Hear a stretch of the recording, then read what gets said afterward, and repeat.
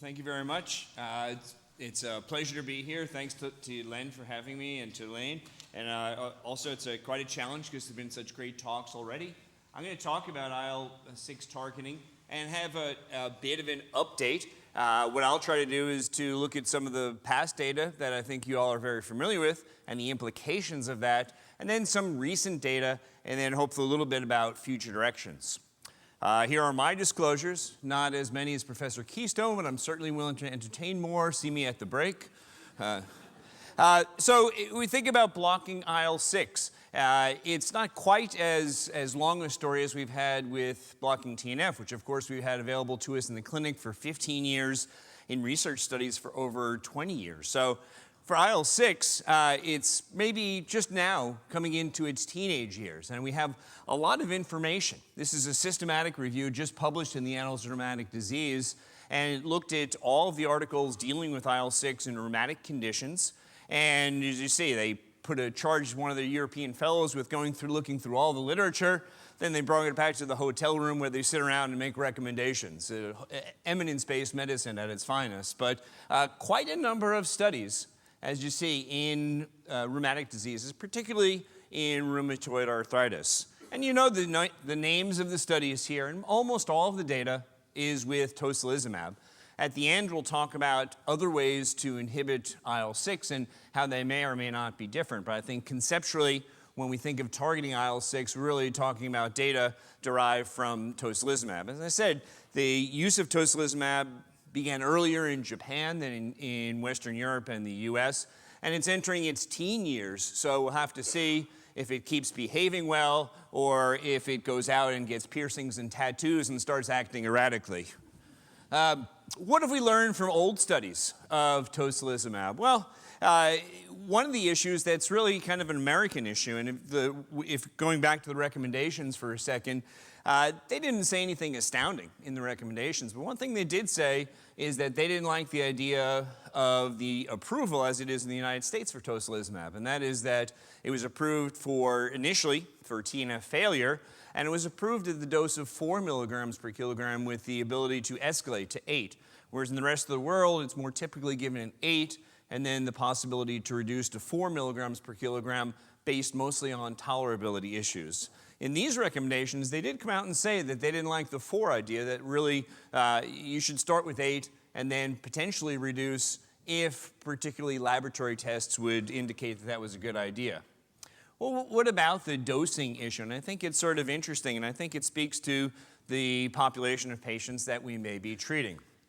Very recently, the indication in the United States has been broadened so that it's not only restricted for TNF failure patients, but here in the option study, a study of patients who had not been previously treated with biologics, you see there is a difference there's a very dramatic, very abrupt decrease in the C-reactive protein with both doses, and that decrease is maintained better, perhaps, with the higher dose. And you see that in the pink compared to the green. So both doses drop the CRP. It's more sustained with the higher dose. And we could say, is that something that we would probably want? We think about the things we've already heard about the relationship between C-reactive protein and disease activity, and also other outcomes, such as atherosclerotic disease. But when you look at important outcomes like change in HAQ score, the same study, this is the option study, you see that the lines mostly overlap. One might look at this then and make the case that in a group of patients who not so refractory, had not failed biologic therapies before, that if you chose to block IL-6, that perhaps the low dose is not that unreasonable, because the change in HAQ score, one of the most important outcomes I think that we will achieve for our patients with rheumatoid arthritis, very similar between the 2 doses. Well, an important study you've seen the results of, and I think is very useful to us in our practice. I think even if we might use agents other than TNF inhibitors after traditional DMARDs, it doesn't happen a lot. We mostly go for DMARDs, then think about, if we think about biologic agents, mostly the TNF inhibitor. So it's very useful and very important and clinically relevant to know what a drug does in that population of people for whom we're most likely to use it. And that was done in RADIATE. These are patients who had been treated with TNF inhibitors in the past and had insufficient responses on methotrexate, and then placebo in 2 different doses, the 4 or 8 milligrams per kilogram. And here you see a pretty clear difference. So in this group of patients, more refractory, but more relevant, I think, to the larger group of patients that we'll see and care for in our clinical setting, the higher dose does seem to be better. So I think this really it fits well with what the recent recommendations from EULAR were, and that is that maybe you should go to the higher dose. And I think that's what a lot of us do in our practice. Even if you can't go to the 8 straight the first dose, get there pretty quickly, because if you're using it in patients who had been previously on a TNF inhibitor, you really want to know if it works, and the 8 would seem to be the best chance of offering that. And this is going to come back as we talk about potential sub-Q uses of IL-6 inhibitors, again, focusing on Tocilizumab. Well, what about other aspects of this? And this is an important one. This is a review of studies done by Yoshi Smolin and Dan Alataha. And recall, as on the first slide, one of the things that we've seen in the clinic, inhibition of IL-6 very effective at decreasing your acute phase reactants. Makes sense with the mechanism of action, a very profound effect on hepatocytes, causes them to decrease their synthesis of acute phase proteins, including fibrinogen, so it affects the CRP, it affects the ESR, and also directly on the CRP.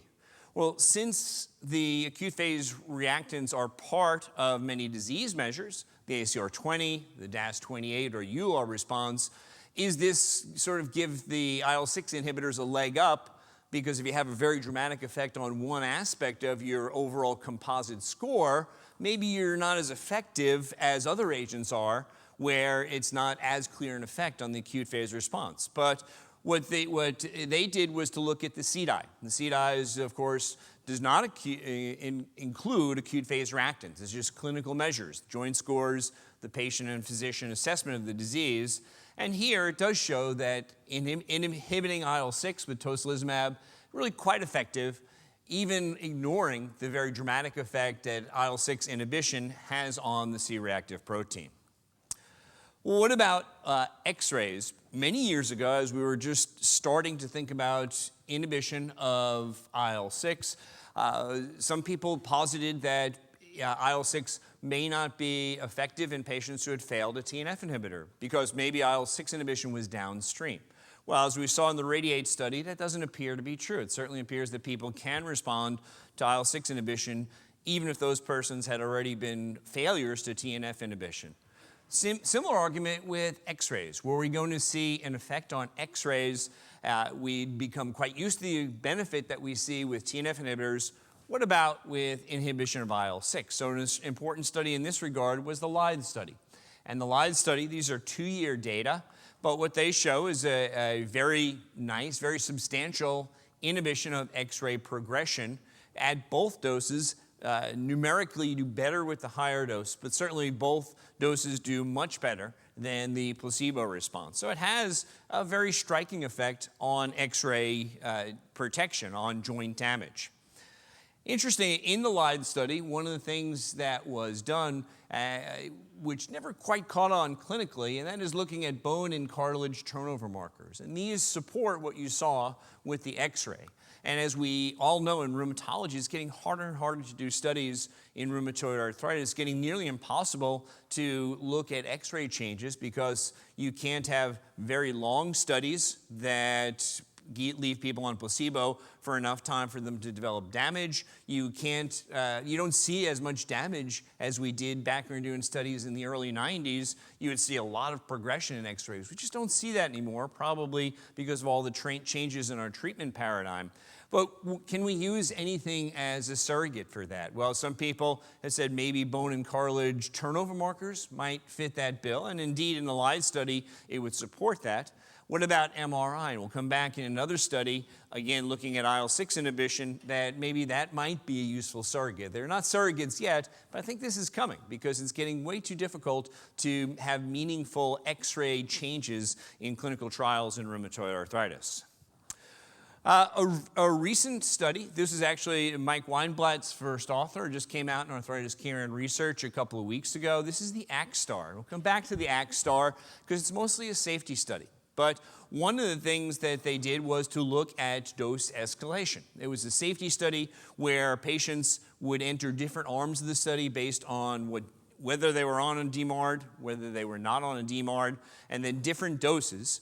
Bottom line that I would like to call your attention to is what you see here is that patients who were on 4 but increased to 8, you did capture some results. You did better when this was done later, which makes sense. When it was done early, it was for people who were really failing, were not doing as well. Raising the dose didn't help them as much as later on, at the doctor's discretion, you could, in an open fashion, increase it. But the point is that you can see that maybe starting at 4 and escalating to 8 maybe isn't such a bad idea for an efficacy standpoint. Well, a lot of the studies that you saw quite a mixture of studies in that first table from the systematic analysis done at EULAR. You have, of course, studies like OPTION done in methotrexate incomplete responders where the tocilizumab is added. You have monotherapy studies with IL-6 without concomitant DMARD. You have studies with other DMARDs. What about the idea of monotherapy? I think this is one of those issues in rheumatology. To me, it's kind of like prednisone use. If you ask me what percent of my rheumatoids are on prednisone, I'll say, I don't know, 30%. Then if you go look at my chart, it's probably 60%. If you ask me how many of my patients are on TNF monotherapy or biologic monotherapy, I would say 5%. But we know from registries that worldwide it's more typically around 30%. I think a lot of that is driven by the patients who, when you're switching, say, well, maybe I don't like that methotrexate so much, I'm going to stop taking that. But in any event, I think knowing what drugs do in monotherapy isn't unreasonable, although the question always arises, is there reason for patients to stay on the methotrexate as you're adding a biologic? ACT-RAY was a study that addressed that. This has been presented now at the past few meetings, at EULAR and at ACR most recently. And it's interesting, like a lot of interesting data. You could take different interpretations of that. So if you look on the left part of the slide, what you see is the DAS28. And what the study design was patients on methotrexate, and blindly they had, everybody got tocilizumab 8 milligram per kilogram, but blindly they either continued or stopped their methotrexate. So it was a study similar to a study done with etanercept in Japan a few years ago called JESIMER, and the idea is to see, is there any benefit with staying on the methotrexate compared to just switching? So it's an add or switch. If you look at the left-hand side, what you can see is that the change in DAS score looks pretty much the same. Doesn't seem like there's that much difference among patients who switched to the tocilizumab who are now on monotherapy versus those who added, who are now on combination therapy. Now, there are some differences that favor those on combination, and that's pointed out a little bit more clearly here. So the data analyzed at 6 months and then again at 1 year. And it's interesting because you see for some of the readouts, it favors combination a little bit. For others, it doesn't seem to matter. The X-ray, the overall change doesn't seem to matter, but the overall change is quite small. But if you look at the numbers of persons who don't have radiographic progression, it's a little bit better if you stay on combination therapy. So when I look at data like this, I think what this says is that overall, most people probably do find switching. You don't seem to have a tremendous benefit to adding, and you could probably discontinue the DMARD. But there are some people who clearly do better with the combination. Of course, the challenge is knowing who those patients are and prospectively how to think about identifying such patients, which we can't do as of yet. I mentioned looking at the bone and cartilage markers and how difficult it is looking at x-rays. Another aspect of the ACT-RAY study was that they did very early MRIs. And this and some other studies that have been done, there's some studies also done with the TNF inhibitor golimumab, suggests that maybe MR at an early time point can be the predictor that we would like to think of for X-ray changes at a year or 2 years.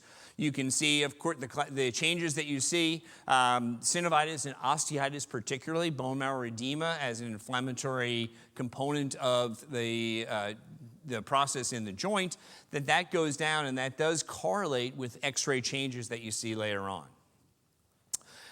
Keeping with the idea of monotherapy versus combination therapy, and also as raised by Dr. Ruderman, comparative effectiveness, a study that was just now published online in Lancet just a couple of weeks ago is ADACTA. ADACTA was a head-to-head study, actually designed as a superiority study for patients who had been on methotrexate and at the patient and physician discretion decided that was not to, they were not going to continue methotrexate. Either didn't have a sufficient response, didn't want to stay on it, had tolerability issues, whatever. They had to be off methotrexate, but they had to have been on it in the past.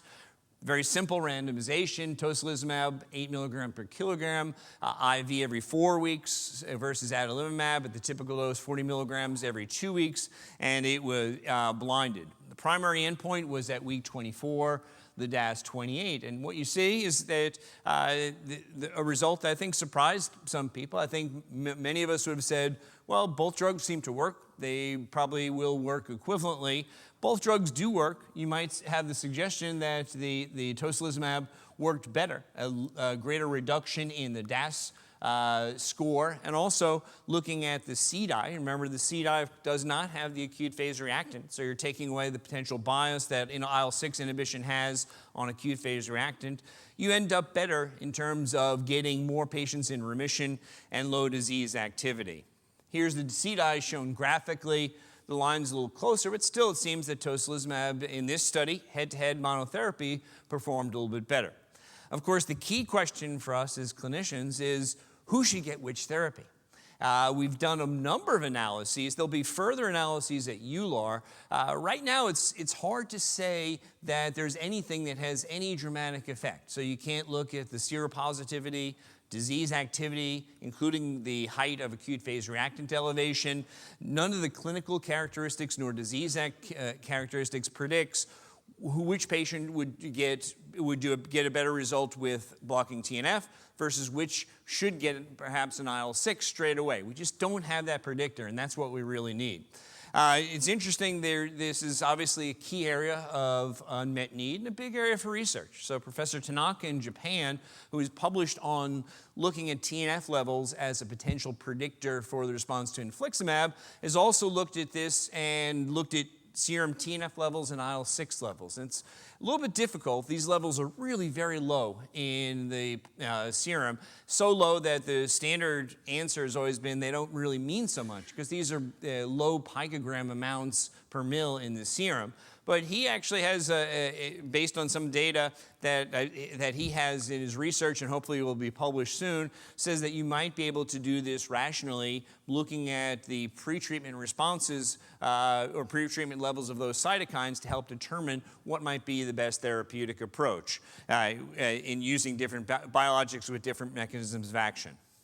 What else is new with IL-6 inhibition? Well, as I said, we're all familiar with the data with tocilizumab, and it's given IV. And I think all other things being equal, more of our patients would rather have subcutaneous therapies than intravenous therapies. So there are a couple of studies that speak to this. There's 2 studies, SUMMACTA and BRAVACTA, and then a study that was done in Japan, MUSASHI, and the subcutaneous tocilizumab is actually now approved in Japan. Interesting thing that I don't know how this will sort out is if you look at these studies, what you see, this was tocilizumab IV, tocilizumab 162 milligrams sub-Q weekly. And of course, that weird amount is what they could give in a syringe with an amount that was acceptable to the patient and also approximates the 8 per kilo. However, in the BRAVACTA study, they did the 162 milligrams every other week. In BRAVACTA, it seemed that that was effective, but it's more similar to the 4 milligram per kilogram IV every 4 weeks, this every other week. So the question becomes, how are we going to use this? And it's going to be probably more complex in the US not only because we have the tradition of the 4 IV before the 8. Does that mean we'll have to do the every other week before going weekly? But of course, it raises cost issues. And the other aspect is it doesn't consider BMI. This is a fixed dose, whereas, of course, the IV is milligram per kilogram. And we know larger persons for diffuse or different mechanisms of action of biologic tend to do less well. And not all of that is based just on dose, but some of it is. So it'll be interesting to see how this develops and how we use it compared to how the rest of the world might use it. But I think it'd be certainly very nice to have sub-Q available to us. There's data now coming from registries with IL-6 inhibition. This is, of course, we could discuss the strengths and weaknesses of data you get from registries. This is from the ARTIS, the south of Sweden registry. But I do think it just shows that the maturity of the data we're getting now with IL-6 inhibition, particularly with Tocilizumab, that you're seeing a number of people being treated in what you call real-life situations. As we always see, in registries, there's a fall-off, such that half the people are still on the drug at 2 years. Not so dissimilar to what you see with TNF. The predictors of this is kind of a usual mishmash of things that you can kind of explain individually, but don't always make sense. The CRP being high was a predictor for staying on treatment. Maybe because the doctor said the person has a high CRP, it's really low now, that's a good response, you're going to stay on. On the contrary side, the low HAC. So the patients who have less disabling disease, they have more preserved function, they tend to do better. And patients who have been less refractory, failing less therapies also do better. So things that make sense.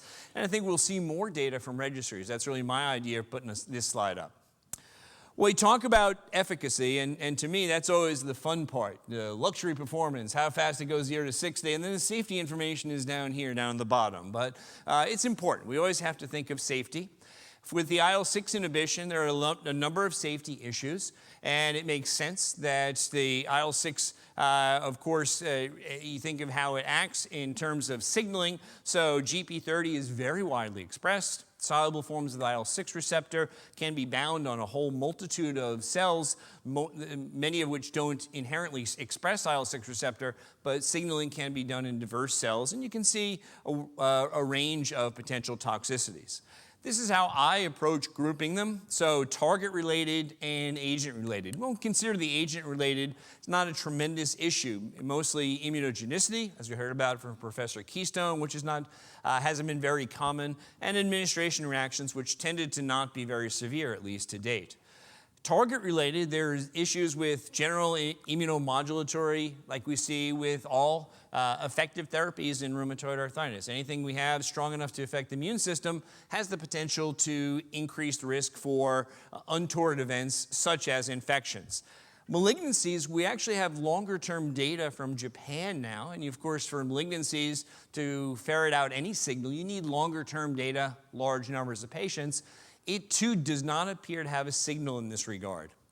The things that we mostly see in the clinic and we mostly worry about with IL-6 inhibition, and we're seeing this with the other IL-6 inhibitors as their development programs are coming up, elevation of liver functions, the decrease in neutrophils, particularly decreased white blood cell count, which of course seems to be different mechanistically from the chemotherapy leukopenia. So it doesn't appear that those persons, even who get relatively sizable decreases in their white count, are not those who are necessarily having the infectious episodes. Lipids is an issue because these days all of our patients are being told they have to know their cholesterol. All our primary doctors are being graded on whether or not they check patients' cholesterol. Inhibition of IL-6 will raise the cholesterol, raise all total LDL and HDL, tends not to change the atherogenic index, but we're also waiting for longer-term data. There's studies underway to see if there is any signal in terms of atherosclerotic events, which of course is what we care about more than any drug level, or any level, I should say. ACTSTAR, I mentioned, just published. It was a safety study. The FDA has had some of pharmaceutical companies conduct studies that are aimed at safety. And generally, they're a little bit more open in terms of their enrollment criteria for patients. In this case, ACTSTAR, the primary outcome was SAEs over 6 months. As you see, the patients got into different groups based on what they were on. They could be on a biologic. If they were on biologic monotherapy, they stopped that and went to tocilizumab monotherapy. If they were on combo therapy, they could go to 4 or 8 milligrams per kilogram. Overall, there was no difference in SAEs across the groups. In fact, the only signal that you see different is that the liver function test abnormalities tended to be seen more often in those persons who were still on or tocilizumab plus DMARDS, which of course most of these were methotrexate, and that has been seen before. So overall though, the SAEs, the SIEs, the serious infectious events, not different among the different groups, which is interesting because that raises the question, is the 4 that much safer? Part of the reason for the initial approval of the 4 compared to the 8 was if you look at studies like OPTION, you said it worked as well. And maybe it was a little bit safer because lower always seems safer. In some of the early studies, it did seem to have a little bit less of a signal, but here there was really no difference in there.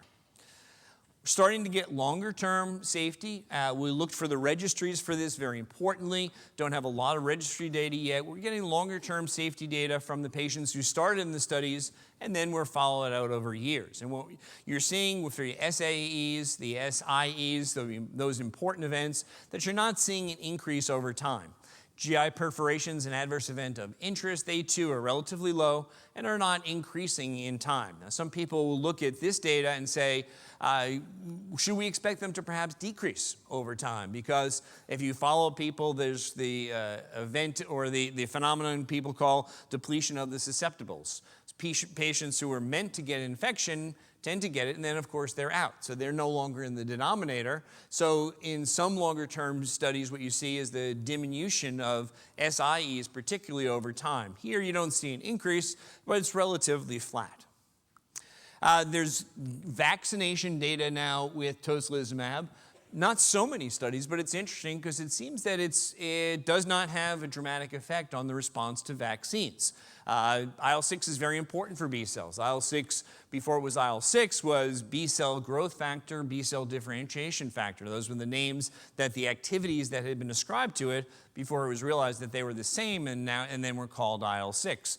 But in at least a couple of studies, it looks like patients do well, and this may be different than some other mechanisms of action. And it may be relevant, of course, we don't have a lot of studies, we don't have studies with live vaccines, and that's part of the research agenda for safety. And this would be my research agenda for safety for tocilizumab and for other IL-6 inhibitors that come along.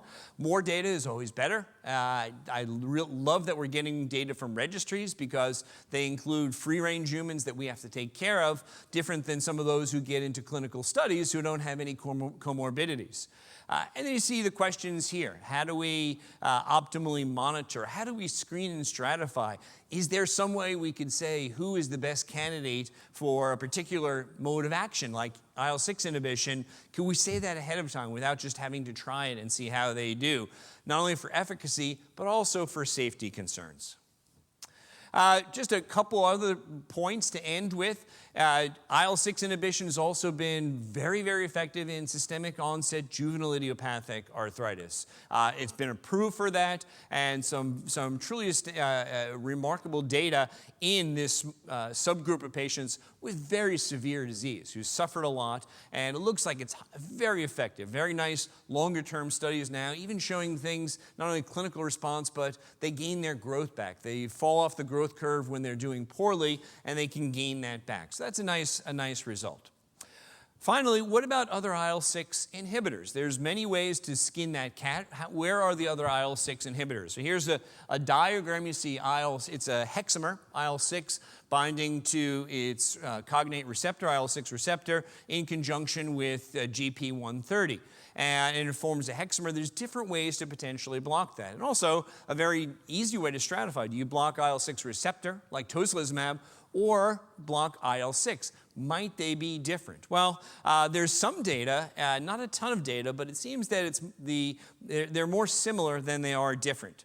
There are a couple of IL-6 inhibitors, and that was an issue early on, that maybe you might see something different by blocking the cytokine as opposed to the receptor.